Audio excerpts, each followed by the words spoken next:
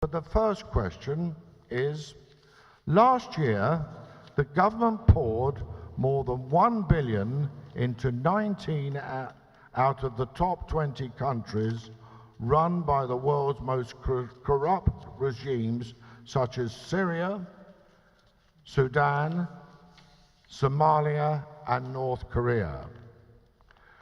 Tory MP Philip Davis has said, "This is a colossal waste of money. Do the panel agree, and what should we do about it?" I think most of us, when we give charity either through our own purses or when we give it through our taxes, through government aid, I don't think we expect it to be going to prop up corrupt regimes. That's not what we think of as being overseas development, quite the opposite. And yes, it's clearly wrong.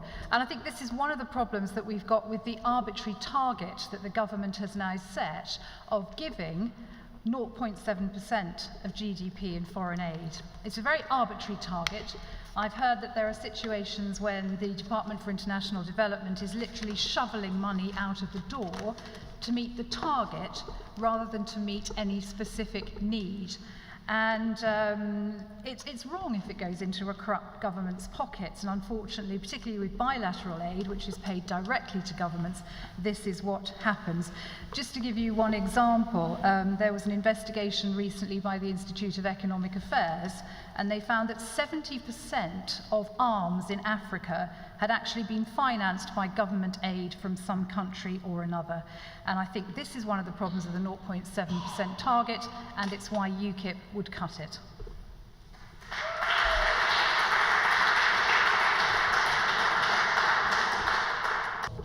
Thank you. Well, I'd agree with Suzanne on one point, that we don't want money going to corrupt governments. Of course we don't want that.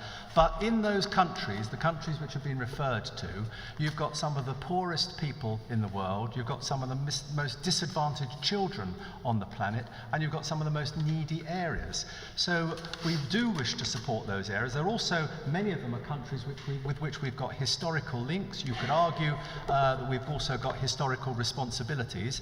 So I think we should be giving money to some of the countries listed of which Britain has had involvement in one way or other could be Afghanistan, Zimbabwe, go through a number of the other ones, Iraq, Haiti, and then there's Sudan, which is South Sudan, which is one of the most desperate countries on the planet.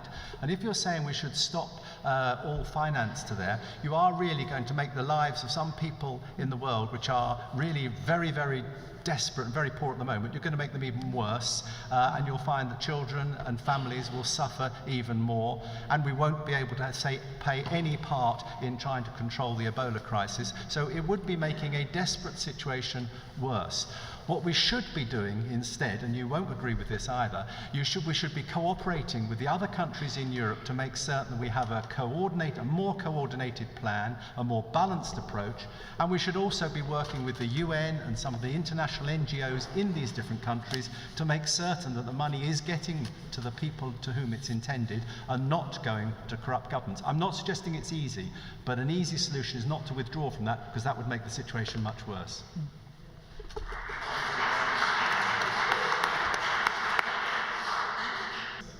Thank you, Tom. I haven't read the piece in question. I don't think the money was necessarily going to the regimes or the governments in these corrupt countries. And I think what we have to consider is that the needs of the general populace in corrupt countries is likely to be much higher than in non-corrupt countries.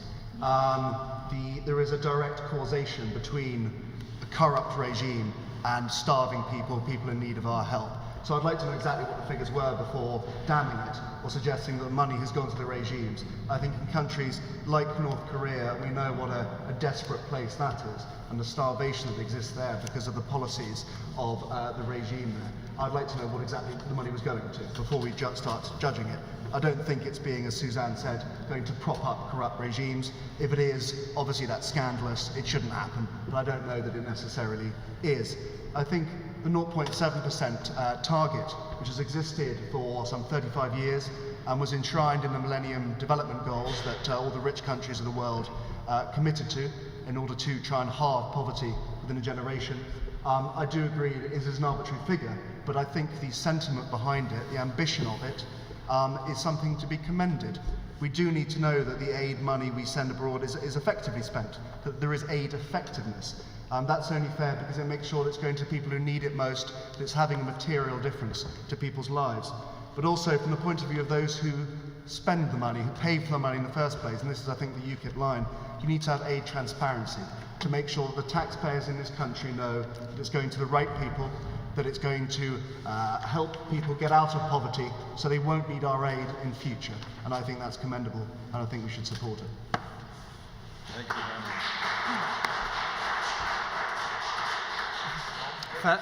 Thank you, Tom. And I suspect that this might be the only question we have tonight where there is a degree of consensus, where I think that there are at least 4 politicians, not Suzanne, who are likely to agree on the fundamentals in relation to aid and overseas aid. Suzanne quoted this figure of £1 billion that's been spent. For instance, and Syria was mentioned, well, the UK government has spent something like £700 million on supporting refugees in and around Syria.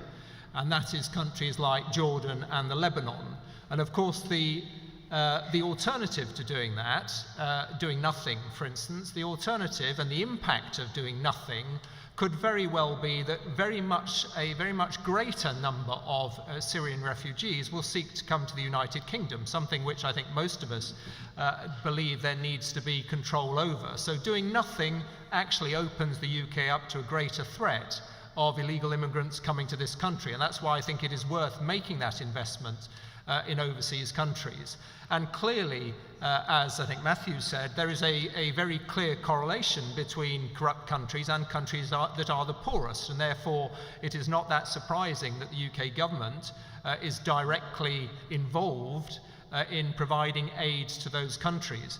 And just to give you a few, finally, just a few figures, because I think it's important that when UKIP talks about slashing the aid budget, because that's what they're talking about, I think we need to know, out of the things that I'm about to list, which of the things they think are not necessary. So in the last year, the UK government provided 43 million people with access to clean water, prevented 19 million children under 15 and pregnant women from going hungry, reached over 11 million people with emergency food assistance, and supported 10 million children into primary and lower secondary schools. So that is what our investment overseas is going into.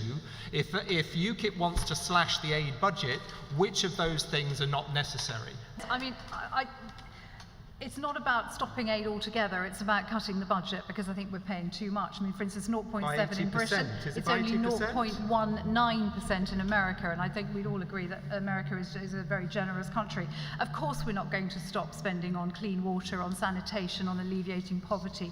The Ebola crisis, that's where our money should be going, on health initiatives, on vaccinations. It's very, very important we prioritise money for this. But things like spending £1.2 million we've spent in aid on privatising utilities in Nigeria. What's the point of that?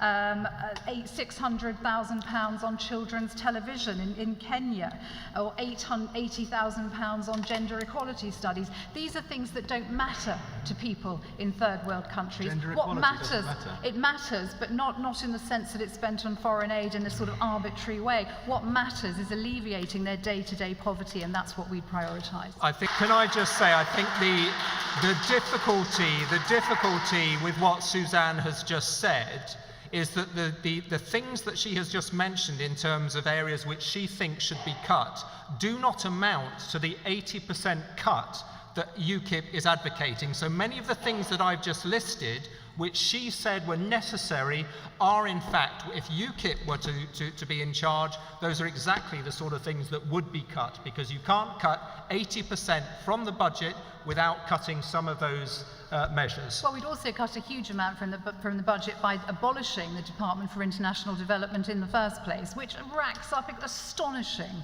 administration costs. They opened an office in India, they spent nearly £500,000 on furniture. I think that's unacceptable. Who would do the work then? If you get rid of the department, who's going to do the work? It would go back into the auspices of the Foreign Department, where it was before and worked perfectly well and functioned perfectly happily. Look at this list as well, which is compiled by Transparency International, and as it's been alluded to earlier, that the list has got some war-torn countries who have suffered from war, South Sudan, Afghanistan, Syria, and so on. So it's not surprising that there's a lot of poverty in these countries as well, and there's no effective government. I should say that actually, I was surprised not to see in that top 20 list of corrupt countries Bangladesh, because back in the 90s, Bangladesh was #1 country on that list. And my parents are from Bangladesh, so I have got some interest there. Now, it's a horrible thing to live in a corrupt country because, as my cousins and aunts and uncles have told me, when you go for a job interview in a corrupt country, the first thing you need to do is pass an envelope to the interviewer to get that job, regardless of your qualifications or skills. And that's what it's like to live in a corrupt country. So I'm not opposed to actually trying to make a difference in those countries. What needs to happen actually is that what we need to make sure of, and this is the Green Party policy, is that we have an independent, publicly accountable body that monitors the aid effectiveness of the aid that we send to these countries to ensure that it's working and looking after the people that need it most.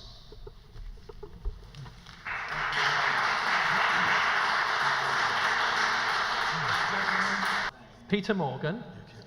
Poverty, you say it's in corrupt countries. Question 1, what is the aid being, how is aid being used to address the bad governance in countries?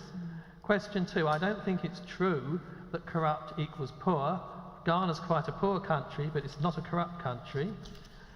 Population growth is a major problem with poverty. What are we doing to address population growth? For example, the population of Nigeria went up 6 times in 50 years. If population is going to grow at that rate, how are we going to address poverty? What are we doing to address population growth? Why is the aid budget increasing when other budgets are cut or held? What's the justification for actually increasing the aid? And none of the panelists have explained how they will get aid spent effectively. Zimbabwe, corrupt country, brutal dictator in charge, ruthless control. How can we help the people in Zimbabwe without helping Mugabe stay in power? Thank you. I mean, there was quite a lot in that question. Enough in that to keep us going all night, but I'll try and address some of the points that you referred to. There are a number of bodies and organisations in this country and indeed around the world that try and support countries where their democracy needs support. The Westminster Foundation for Democracy is one. There's the Carter Institute in America, which help with elections and go and observe elections. It's not election monitoring, it's observing elections, not interfering, and telling them and suggesting improvements that they could make. And well, Zimbabwe is one of the countries you referred to. Zimbabwe is a country that usually refuses to allow any election observers in, and it is very difficult. Britain obviously has got strong historical links with Zimbabwe, and whether we want to take responsibility for some of that, I don't know.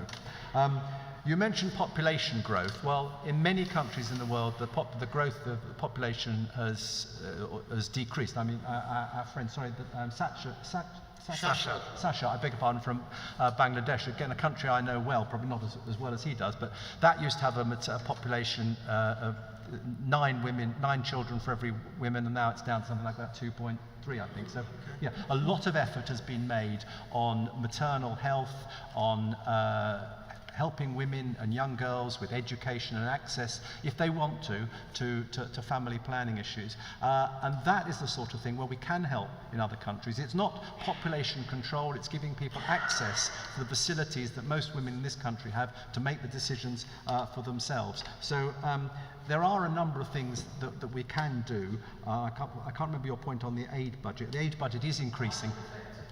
Why is it protected? Well, I think it's for a whole variety of reasons, many of which came up in the first question. We're talking about some of the most desperate places in the world, and they do need our support. And the pressures on this country, if we didn't put money into those countries to help them develop, could be even worse. Thank you very much, Tom. On the point on population growth, there's 2 points I'd like to make. One, which was actually you alluded to. Population growth rates are declining quite rapidly in the developing world. In this country, we used to have many, many children per couple, per woman. It took us actually centuries and decades to bring that number down. In the developing world, it's coming down very, very quickly indeed, because people are learning that larger families are more difficult to sustain. But there is a very fundamental reason why many families have large families, large amounts of children. It's because there are appalling infant death rates. People do not survive long enough. People see having children as a security, as an insurance against the future to provide them with sustenance when they get older. They feel they have to have more children because they're worried that many of them will not survive into adulthood. As the aid spend is effective and helps child health especially, I think people will see there is less of an incentive to have large families, and the numbers will come down even faster.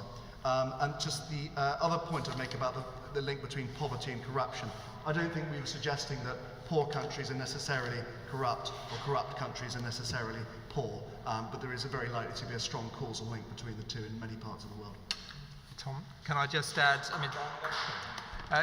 as a number of the panelists have said, the best way of controlling population growth is actually investing in education, and investing in education of young women so that they have alternatives. And that is where a substantial proportion of the budget is going. And indeed, maybe also on gender equality initiatives that Suzanne didn't feel was a good investment of our government's budget. Why was the budget protected? The budget was protected because the coalition government agreed that we would protect the budget, that we would secure 0.7% for international development, just as we agreed that we would protect the NHS budget and the budget for schools. That was a political decision, but I think it was the right thing to do. As Matthew said, the commitment that the UK government made to United Nations to deliver 0.7% GNI more than 30 years ago is one that we have finally delivered. It's my only regret that the UK is one of in fact the only G7 country that has delivered on that pledge.